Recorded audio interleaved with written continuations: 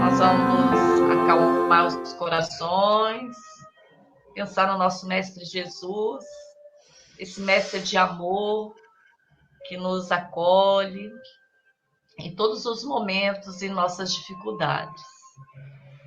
Sintonizando com nosso Pai Criador nesse instante, através de uma prece. Senhor Deus, Pai amoroso, querido Mestre Jesus, Mestre do amor e da paz, aqui estamos, Senhor, mais uma vez reunidos em Teu nome, para mais um dia de estudo virtual.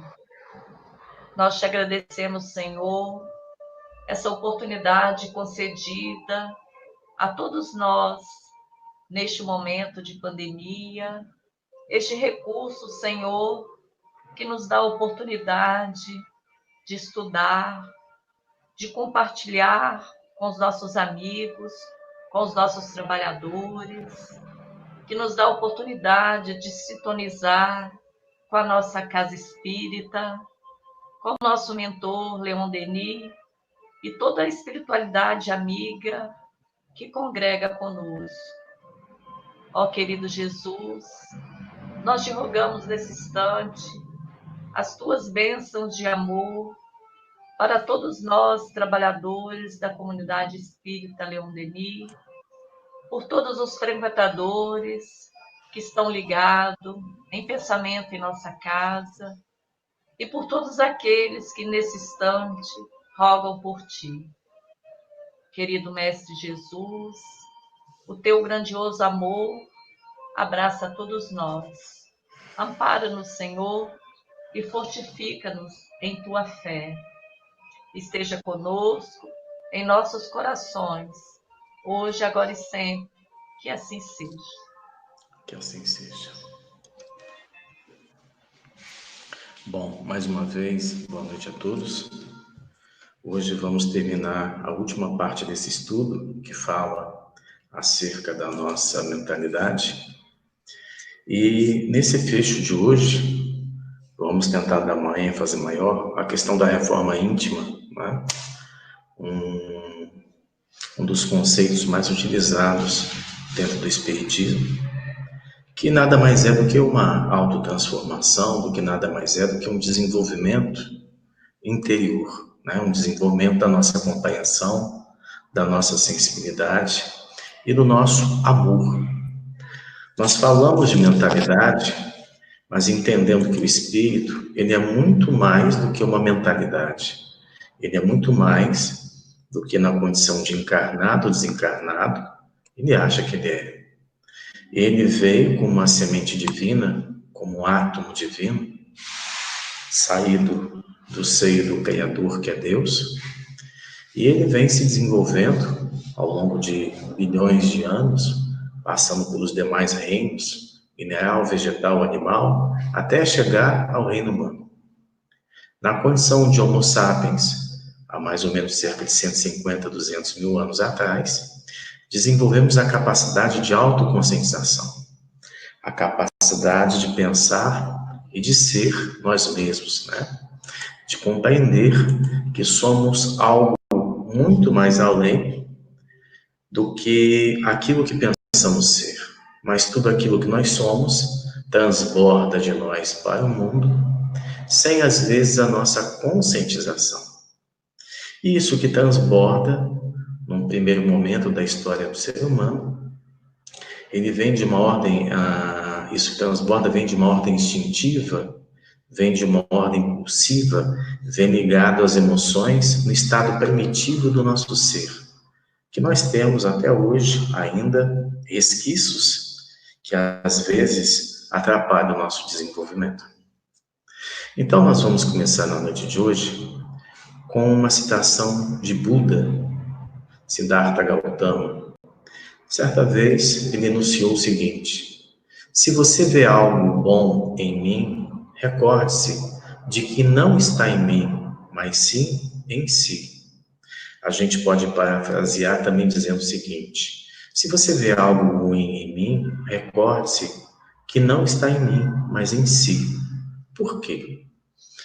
O nosso psiquismo, a nossa mentalidade, ela é como se fosse um óculos pelo qual o observador, que é o eu profundo, ele enxerga essa realidade psicológica, que ele interpreta como se fosse um filtro, e ele assimila para si o que seja o real.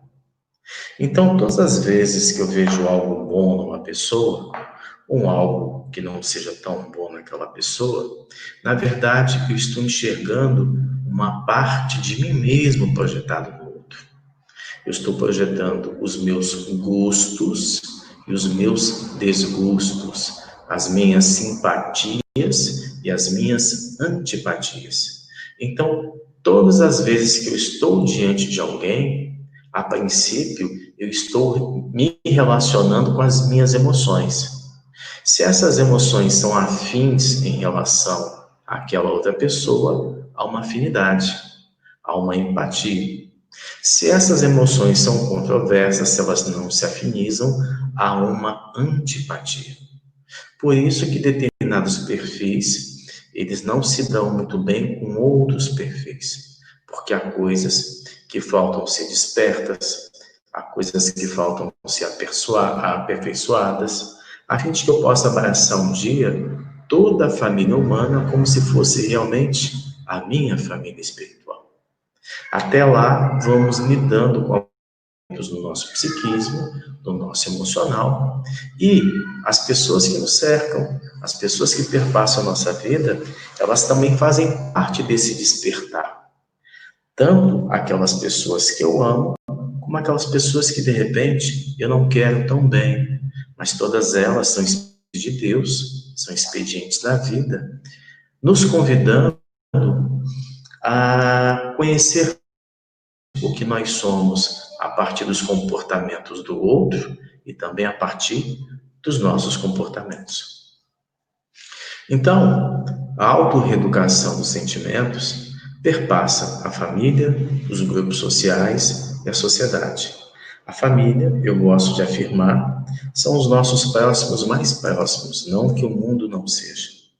Mas a família é aquele elemento que a vida nos colocou para que ali a gente participasse da intimidade com aqueles seres, com as suas virtudes e com as suas imperfeições, para que melhor nós evoluíssemos rapidamente.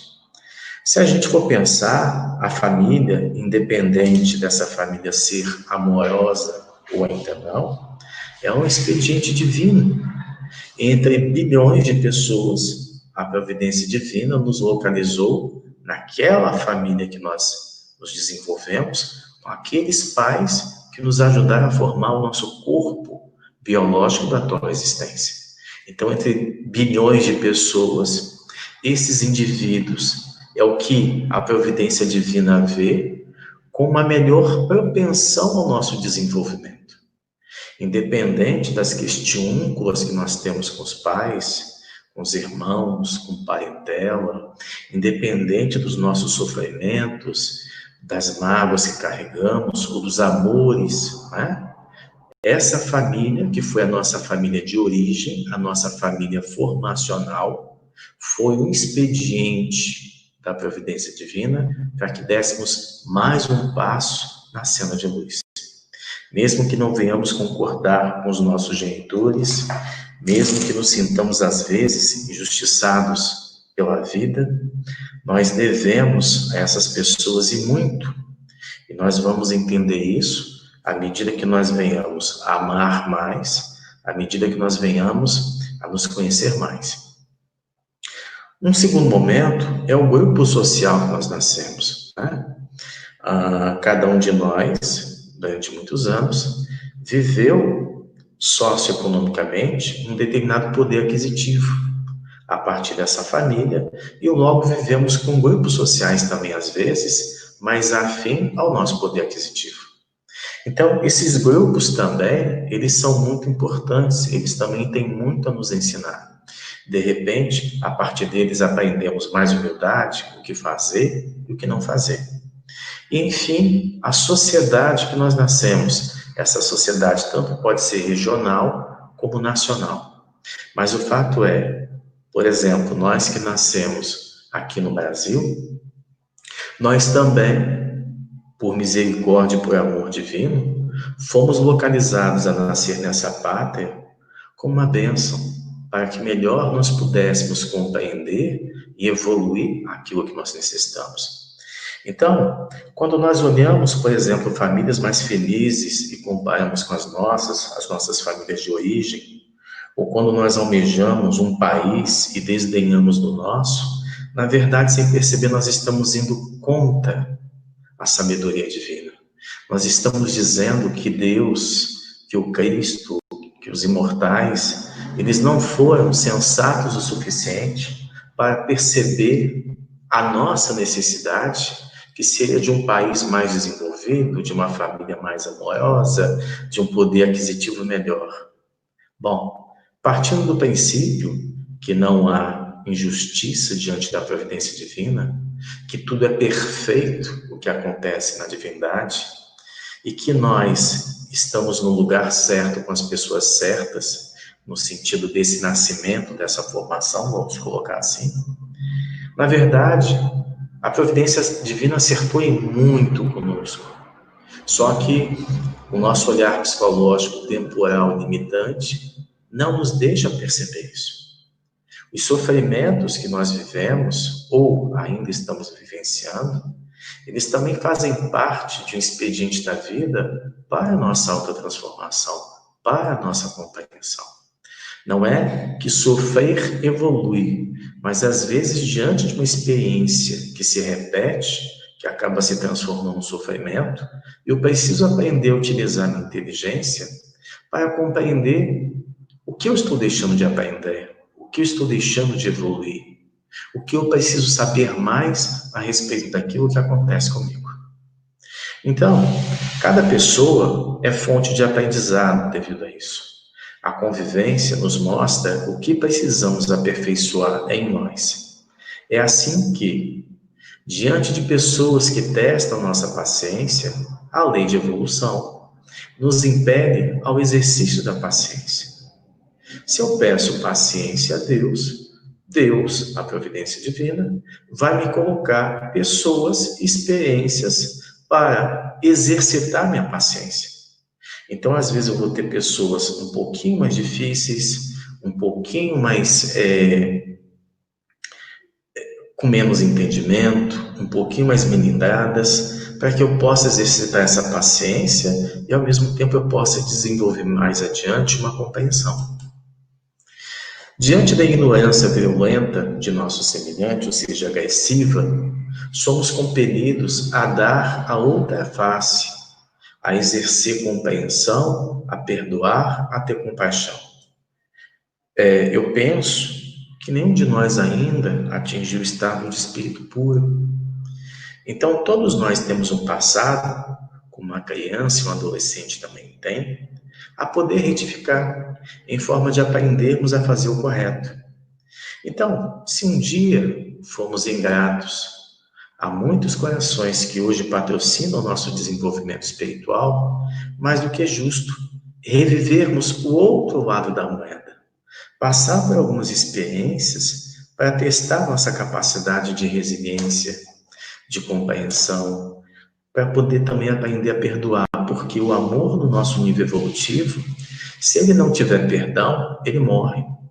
Se ele não tiver perdão, ele se desenvolve. Né? Em muitos relacionamentos conjugais, por exemplo, aquela máxima do Cristo, perdoar 70 vezes 7, no casamento, nas experiências de alguns casamentos, que isso se intensifica mais, porque se você quiser manter o amor, se você quiser prosperar no amor, você vai precisar compreender muito, perdoar muito, ter muita compaixão, às vezes, do estado evolutivo do outro para com você, ou o outro ter muita compaixão com você. Não é ter pena, é compaixão, é ver em você uma pessoa que tem talentos, que pode se desenvolver, mas ainda permanece no patamar que fica apegado a determinadas coisas. Então, vez ou outra, nós vamos trocar de papéis com o nosso cônjuge, com o nosso relacionamento, nesse sentido. Às vezes, é aquela outra pessoa que vai nos compreender mais, às vezes somos nós, e assim vamos exercitando também, juntamente com isso, humildade. Que nada mais é do que compreender que ninguém é tão bom que não precise do nosso perdão e vice-versa. E que nós também precisamos, mesmo que o outro não tenha um entendimento tão bom, nós também temos armadilhas com as quais, às vezes, nós sufocamos o outro sem perceber. Então, isso requer tempo, é um exercício de longa duração. Então, muitos casamentos são exercícios de amor, por exemplo. Eles ainda não são uma relação de amor, mas eles são um exercício para o amor. E se isso vai prosperar ou não, vai depender da nossa capacidade de desenvolvimento. Pois bem, diante das faltas materiais, insucessos financeiros e ou profissionais, somos compelidos a exercer maior coragem, persistência e bom ânimo. Então, note, eu estou perpassando alguns campos da nossa vida e em todos os campos a vida nos convida ao desenvolvimento espiritual. Então, diante de um trabalho, diante de uma conquista econômica, de um cargo, de um novo trabalho, nós também estamos exercitando virtudes que vão fazer parte do nosso conjunto espiritual. Então, dentro das relações de família, de casamento, de namoro, estamos trabalhando compreensão, perdão e compaixão, por exemplo. Diante da questão profissional, estamos trabalhando atitude, coragem, persistência, bom ânimo, não é? Estamos trabalhando elementos que vão fazer com que nós prosperemos também no campo psicológico, também no nosso mindset. Diante da doença, das crises, das carências afetivas, somos compelidos a buscar mais a fé no íntimo de nosso ser, a orar, a encontrar em Deus o consolo. Bom, isso aqui é um fato delicado, porque às vezes podemos passar pela experiência da solidão física e psíquica, né? E são momentos difíceis. A solidão física é quando nós estamos com a ausência de pessoas que nós gostamos, que nós amamos. A solidão psíquica é quando nós estamos, às vezes, rodeados dessas pessoas e mesmo assim nós nos sentimos sozinhos. E precisamos nos perguntar o porquê dessa solidão e qual é a mensagem dela para conosco. Às vezes, como um maratonista, a gente pode ter um pico na largada e avançar bastante. Mas aquele que, em muitas circunstâncias, mais prospera em termos de desenvolvimento, como maratonista, ele vai ficando mais espaçado daquele pelotão lá, daquela massa de pessoas. Então ele olha à frente, lá na frente vê alguém ali por perto, mas não consegue atingir, e ele olha para trás e vê alguém também muito longe. E naquele momento ele se sente só. Mas essa solidão, ela pode ser uma solidão não de vazio existencial, mas uma solidão também de elevação. A pessoa vai se desenvolvendo em entendimento, em compreensão, e em muitas circunstâncias, ela não consegue comunicar o que vai no seu mundo interno. E ela também não consegue receber de um outro ser uma compreensão que acalente a sua alma.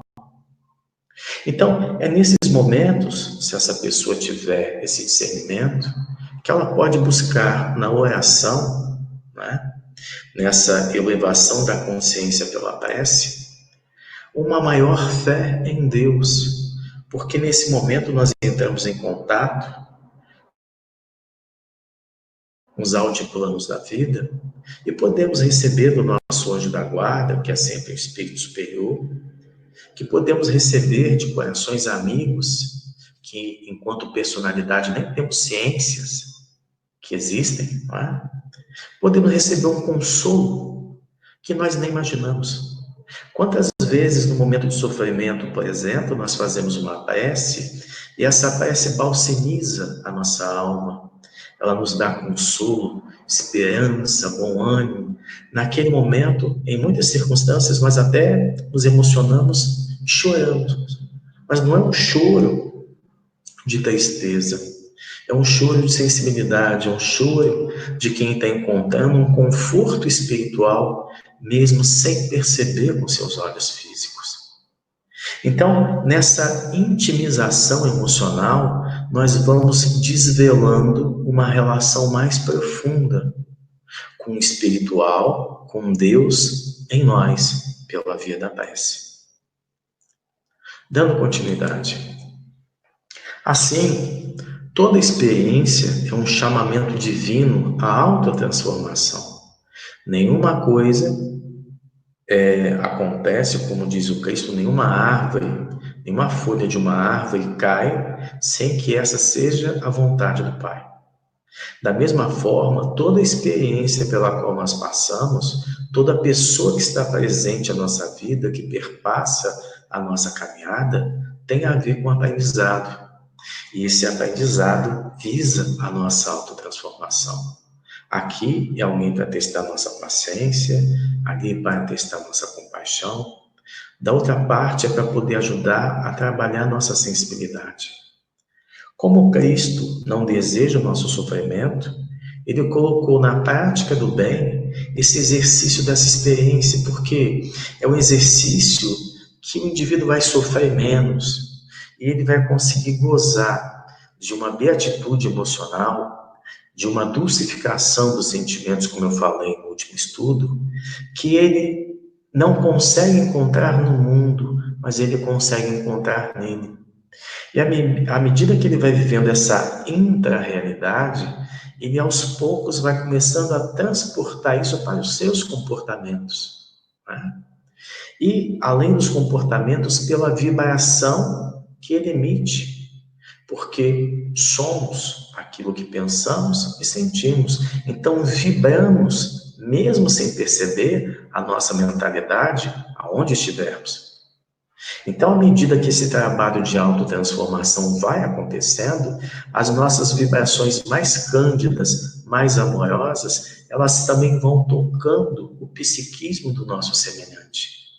Mesmo se algum dia, sem perceber ou consciente, nós fizemos algo contra alguém, as nossas vibrações, o nosso desejo da prática do bem, chega com tanta força no psiquismo do outro, que aos poucos aquela pessoa vai desmanchando aquela imagem que ela tinha de nós.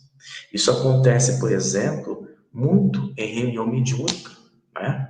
Quando os nossos irmãos infelizes são levados a um tratamento espiritual, eles encontram de repente ali um dialogador, um médium, que foi o seu algoz em uma última existência, e ele passa vindo algumas reuniões sentindo as vibrações dulcíssimas dos benfeitores espirituais e percebendo que o antigo algoz também está com desejo de mudança. Então, ele vai esmorecendo no seu ódio, ele vai esmorecendo na sua obsessão, ele aos poucos vai cedendo ao amor, porque aquilo que o cerca vai calando tão fundo em sua alma que aos poucos ele se rende a Deus a partir daqueles irmãos que estão ali. Então, perceba a nossa responsabilidade também diante do mundo. Nós temos uma nuvem de testemunhas no plano carnal e uma nuvem maior também no plano espiritual, que observam realmente o desejo real das nossas intenções. Continuando. Cada experiência e pessoa, então, é um convite divino pela lei de sincronicidade, é um termo junguiano, ao nosso despertar interior.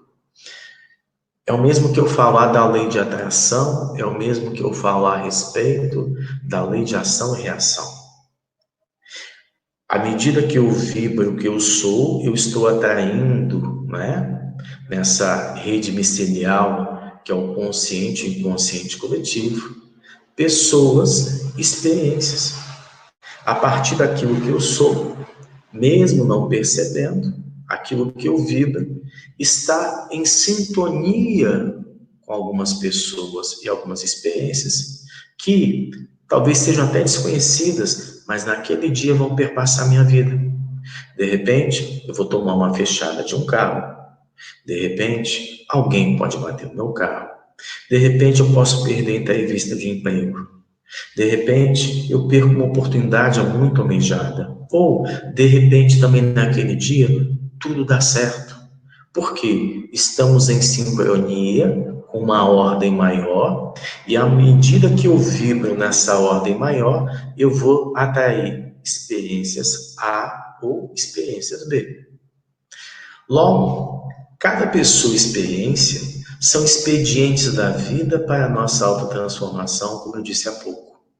A interpretação de cada experiência e pessoa depende da compreensão de cada um.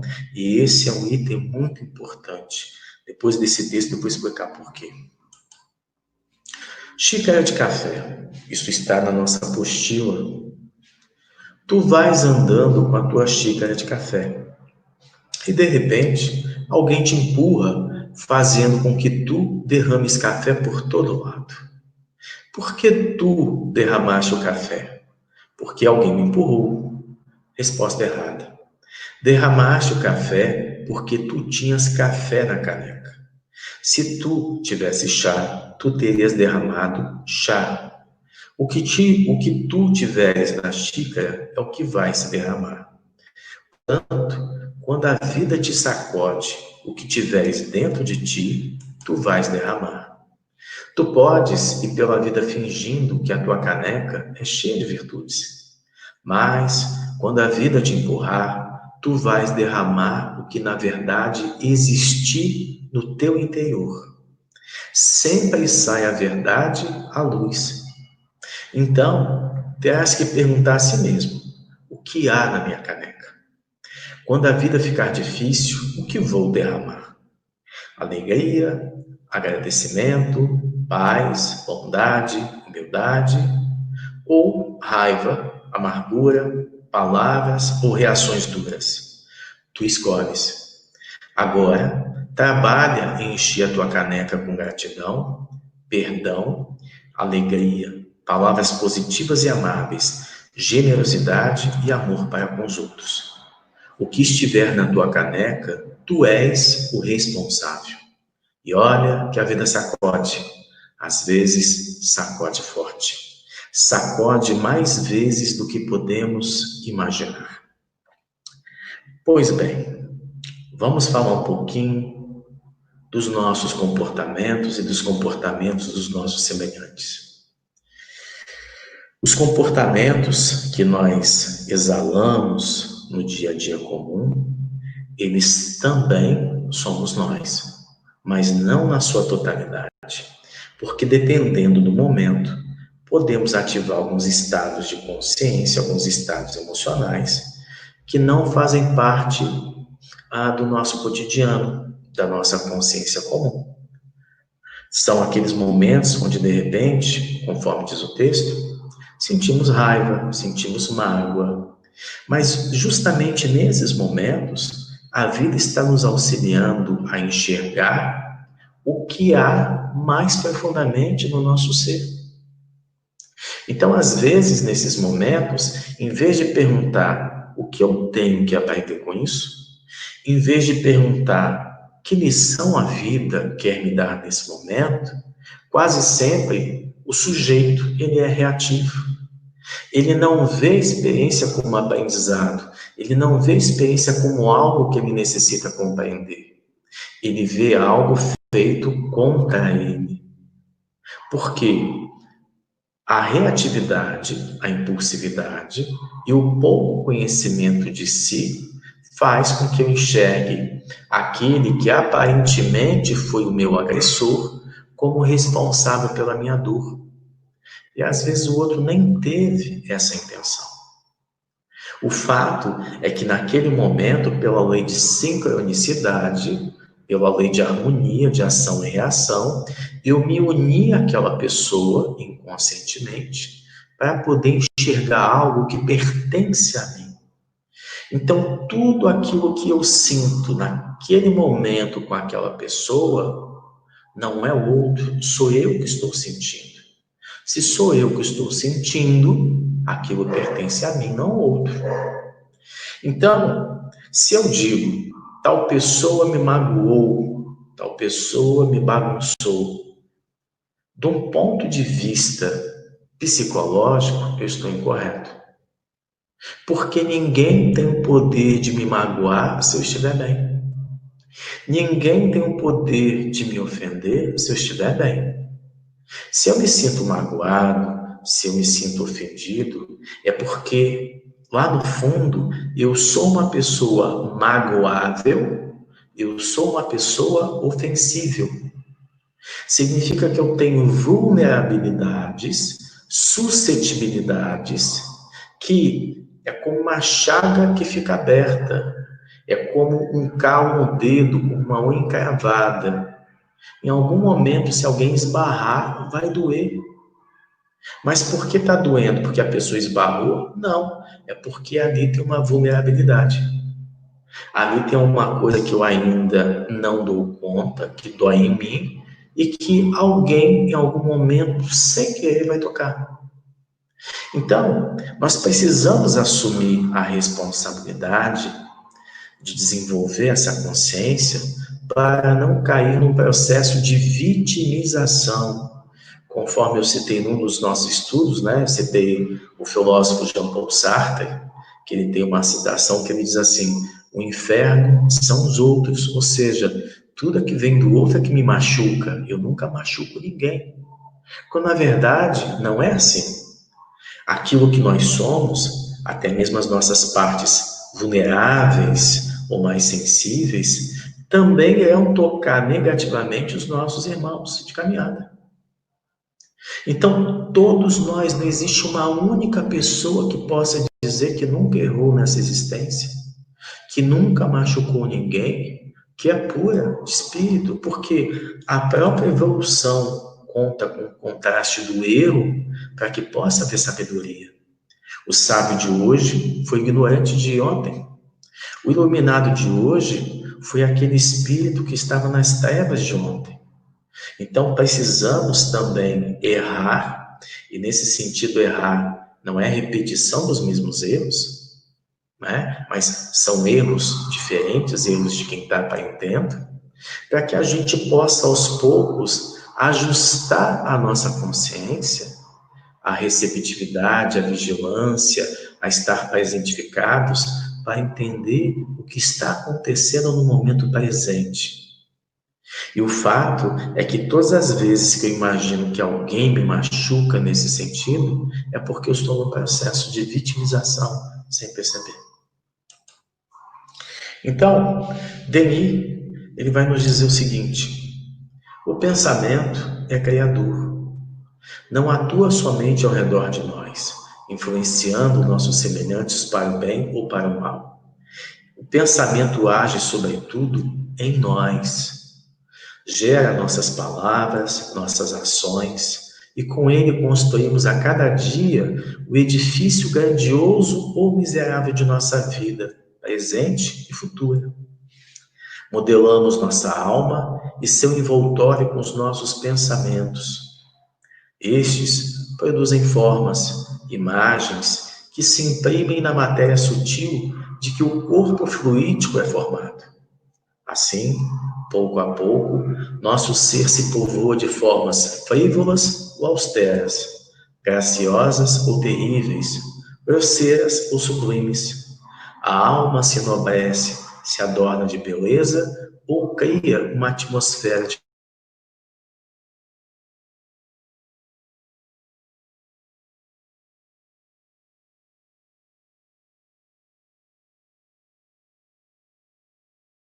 ação ou de nosso rebaixamento. Prepara todas as descobertas da ciência, todas as maravilhas da arte, mas também todas as misérias e todas as vergonhas da humanidade. Conforme a impulsão que lhe é dada, funda ou destrói as instituições, como os impérios, os caracteres, como as consciências. O homem só é grande, só tem valor pelo seu pensamento. É por ele que suas obras radiantes se perpetuam no decorrer dos séculos. A doutrina espírita, muito melhor do que todas as doutrinas, nos permite perceber, compreender melhor toda a força da projeção do pensamento. É o princípio da comunhão universal. Meus irmãos e irmãs, vamos imaginar da seguinte forma. Vamos imaginar que a nossa mente é um sol, uma usina de força, e o pensamento é um raio desse sol, dessa usina de força. Vamos colocar assim. Então, o pensamento é como se fosse a luz e o calor, mas o sol que o gera está lá. Então, precisamos compreender essa mentalidade, a estrutura dessa mentalidade, como ela funciona, se ela está nos fazendo mais bem ou então está nos fazendo mais mal. Se ela estiver nos fazendo bem, nós tendemos a ser mais felizes, mais compreensíveis, mais amáveis. A alegria brota com mais facilidade. O perdão também brota com mais facilidade. Porque nós vamos deixando de colecionar mágoas e vamos aprendendo nos momentos que as coisas acontecem a não ver algumas experiências nem mesmo como sofrimento, mas como uma possibilidade que Deus está nos dando de enxergar melhor nós mesmos, de enxergar as belezas que nós temos na nossa vida e o que no nosso espírito nós estamos precisando observar melhor. Porque às vezes podemos camuflar de nós mesmos algumas fragilidades, algumas imperfeições e não nos darmos conta. Então, abençoemos a experiência, abençoemos também as pessoas que perpassam nossas experiências, conscientes disso ou não, elas estão sendo instrumentos divinos da nossa vida naquele momento, para a nossa felicidade futura. Porque a partir desses corações, a cada experiência que eu repito e evoluo, ou eu repito e fico repetindo e sofrendo, mas um dia eu também vou evoluir, que nós estamos nos aproximando cada vez mais da felicidade legítima, da felicidade de fato. E precisamos também enxergar que somos dotados de uma espécie de miopia psicológica. Se tudo começa no ser, perpassa o ser, está no ser, tudo que vem do externo vai depender da compreensão ou da ignorância desse ser. Dependendo do filtro psicológico que esse ser possui, ele vai ver uma experiência como aprendizado ou ele vai ver uma experiência como sofrimento. Tudo vai depender da ótica dele e como essa mentalidade foi formada. Por isso estamos fazendo esse estudo, principalmente esse módulo do Mindset, já estamos, se não me engano, na 6ª semana. Por que eu resolvi alongar esse estudo? Porque esse estudo, até aqui, tem sido um dos mais importantes para que nós possamos aprender a conhecer melhor a nossa mente. E quando eu falo conhecer a nossa mente, não é a partir de um livro, não é a partir de um estudo, mas a partir das reflexões do livro, a partir das reflexões do estudo, cada um de nós se tornar um investigador de si mesmo, se tornar um buscador de si mesmo, desejar ser um pesquisador do seu mundo íntimo para cada dia se autoiluminar mais. Continuando, Mindset e Reforma Íntima. Por isso, a partir disso que a gente acabou de falar e da fala também do Denis, a doutrina espírita é ciência divina, porque nela podemos encontrar as leis naturais explicadas não apenas nesse plano, como além também do plano material. A filosofia, a doutrina espírita, também é filosofia divina, porque auxilia-nos a conhecer melhor nossa origem e destinação, de onde viemos, para onde vamos. Qual é a proposta divina para nós? A vida não termina com a cessação dos batimentos cardíacos, com o apagar das sinapses cerebrais. A vida se estende além dessa dimensão. A vida vai até onde nós não conseguimos alcançar. Então, seus estudos nos auxiliam a compreender mais profundamente o sentido da existência, o ser e o autoaperfeiçoamento.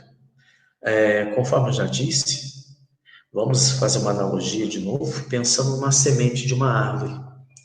A semente, ela ainda não é uma árvore, mas ela guarda todo o potencial, em essência, naquela semente, de um dia se tornar uma árvore plena.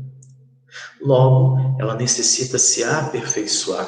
E para poder se aperfeiçoar, ela vai precisar vencer desafios. Ela é jogada na cova escura de uma terra, sozinha. Ela vai se desenvolvendo, surge na condição de broto, de planta ainda tenra, vive as intempéries da tempestade, e ela acaba se desenvolvendo até chegar na sua plenitude. Assim também é o princípio espiritual. Nós nascemos, conforme eu disse hoje, como átomos primitivos espirituais, mônadas divinas, mas, segundo a doutrina, sem nenhum tipo de consciência. Então, na condição de princípios inteligentes, fomos regidos por inteligências muito mais amadurecidas, muito mais conscienciosas do que nós, nos despertando pouco a pouco para chegarmos à fase luminal. E a partir dessa fase luminal, o nosso governador em pessoa, o ser que nos acolheu para auxiliar a nossa evolução, veio até nós para nos trazer um roteiro divino de como esse autoaperfeiçoamento ele pode ser mais rápido e menos sofrido. De como essa pedagogia celeste ela pode começar e continuar na nossa existência a partir do nosso esforço pessoal. A princípio, ele veio e deixou sua mensagem viva para nós, mas disse que nunca nos deixaria órfãos, que enviaria um outro Consolador. E temos no Espiritismo esse Consolador prometido, que vem nos recordar de todas essas coisas que ele disse e ainda vem aprofundar mais ainda, porque na sua época não havia os expedientes da ciência como existe hoje, da filosofia como ela está entendida, até mesmo os direitos humanos, para que nós pudéssemos aprofundar sensibilidade e conhecimento. Então, a filosofia espírita, ela visa esse autoconhecimento e a sua fé, ela é racional. Nós não acreditamos por acreditar. Nós acreditamos porque a razão assim diz que é. Ela também é religião do despertar, porque é a única religião do planeta que nos auxilia a estar em comunicação com os sucessivos planos de existência da vida. Preenche-nos de informações da vida no além, confirmando que a morte não existe. A consciência que habita o corpo somático continua a existir além desta dimensão. Logo, o Evangelho é roteiro luminoso para esse encontro com o divino em nós, para essa autodescoberta. O auxílio mútuo, a reforma interior, a reeducação dos sentimentos, encontra assim em nosso comportamento o exemplo necessário para convidar outros corações a esse banquete de luz que é o Evangelho. Nós não estamos aqui apenas fazendo um trabalho egoístico de nos autoconhecer. Nós estamos buscando nos autoconhecer para desvelar melhor as nossas virtudes, porque à medida que isso vai brotando da nossa alma, a partir dos nossos comportamentos e sentimentos, isso vai se irradiando pelos nossos irmãos de caminhada. Então, o aprendiz, o discípulo do Evangelho, é aquele que começa a internalizar essa proposta divina, essa pedagogia divina, começa a fazer um trabalho de autotransformação e ele consegue convencer muito mais pelos seus exemplos do que pelos seus discursos. Porque se o discurso ele ilumina, é o exemplo que acaba tocando, sensibilizando e trazendo a pessoa também a um despertar de consciência. Então, em João, o Cristo fala da seguinte forma: se vocês permanecem na minha palavra, são de fato meus discípulos. Se vocês tiverem amor uns com os outros, todos vão reconhecer que vocês são meus discípulos. Permanecer na palavra é não perder o rumo no mar da existência física. Se nós encontramos o Espiritismo como roteiro luminoso do Evangelho, nós devemos fazer o possível para tentar internalizar e viver isso na nossa própria consciência no dia a dia. Somente no alto amor e no amor ao próximo teremos como viver o Evangelho exemplificando o que ele nos orientou. Então percebam, já discutimos isso aqui a miúde. Eu só consigo transbordar essas coisas boas ao mundo se eu antes conseguir despertar no íntimo do meu ser. Se eu consigo fazer exercício de amor, de perdão, de compreensão, de compaixão, com o tempo vai ficar fácil compreender, amar, perdoar e ter compaixão por quem quer que seja. Mas antes, essa transformação necessita acontecer em mim. Porque se isso não ocorre antes na própria pessoa, ela corre o risco de acreditar que ela se transformou apenas porque tem mais informações em termos de conhecimento. Isso é um equívoco dos mais perigosos. Muito conhecimento não traz sabedoria. Muito conhecimento traz informação.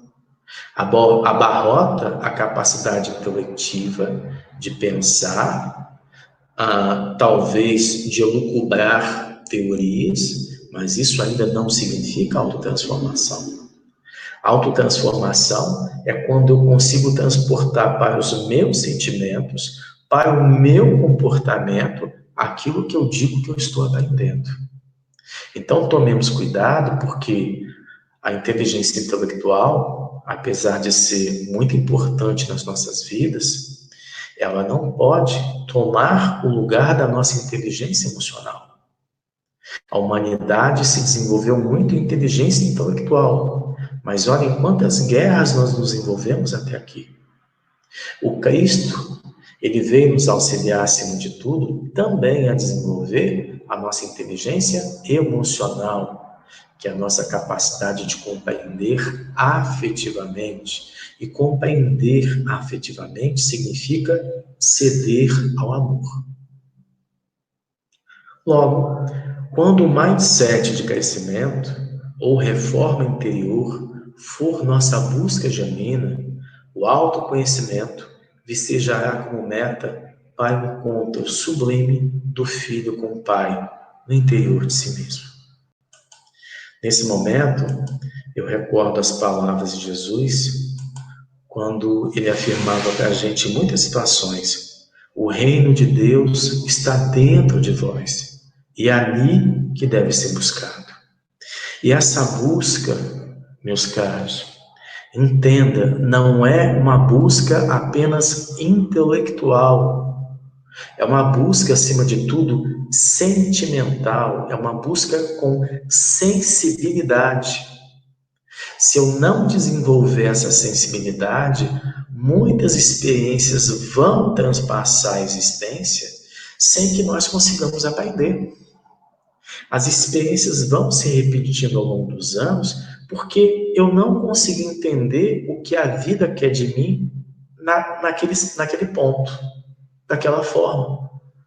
Porque às vezes eu já li o Evangelho segundo o Espiritismo, eu já li o Livro dos Espíritos, eu já li o Pentateuco Kardeciano todo, eu sou monitor de estudo, eu sou médium, eu sou dialogador, eu sou tudo, mas ao mesmo tempo eu passo a não ser nada. Porque tanta informação ainda não foi introjetada a um tal ponto de despertar minha sensibilidade. Que nós possamos nos recordar de Sócrates na Grécia Antiga, né? Certa vez, ele foi consultar o oráculo de Delfos, e o oráculo disse assim: Sócrates, tu és o homem mais sábio de toda Atenas. E Sócrates ficou ensimesmado: como eu posso ser o homem mais sábio de toda Atenas? Porque quanto mais eu conheço, mais eu percebo a minha ignorância. Quanto mais eu sei, mais eu percebo que eu não sei. Eu estou aprendendo constantemente, esse aprendizado nunca chega ao fim. O oráculo diz: é por isso que tu és o homem mais sábio, porque tu tens ciência disso, enquanto os demais acham que sabem alguma coisa. Então, esse estado de conhecimento, de receptividade que Sócrates tinha, ele colocava a sua estrutura mental, seu mindset de crescimento, sempre no estado de receptividade, porque ele sempre estava tentando se conhecer mais um pouco, e quanto mais ele se enxergava psicologicamente, mais ele percebia que faltavam novos conhecimentos, mas não conhecimentos externos, de pergaminhos, de doutrinas, de filosofias, mas um conhecimento auto-investigativo, porque nós não sabemos a dimensão daquilo que nós somos. Logo, não temos como dizer que já sabemos de tudo, né? Compreendendo o estado de espírito puro, por exemplo, que é a perfeição relativa, onde um dia vamos chegar, segundo alguns teóricos, ali ainda é o início de um novo processo evolutivo. Em que sentido?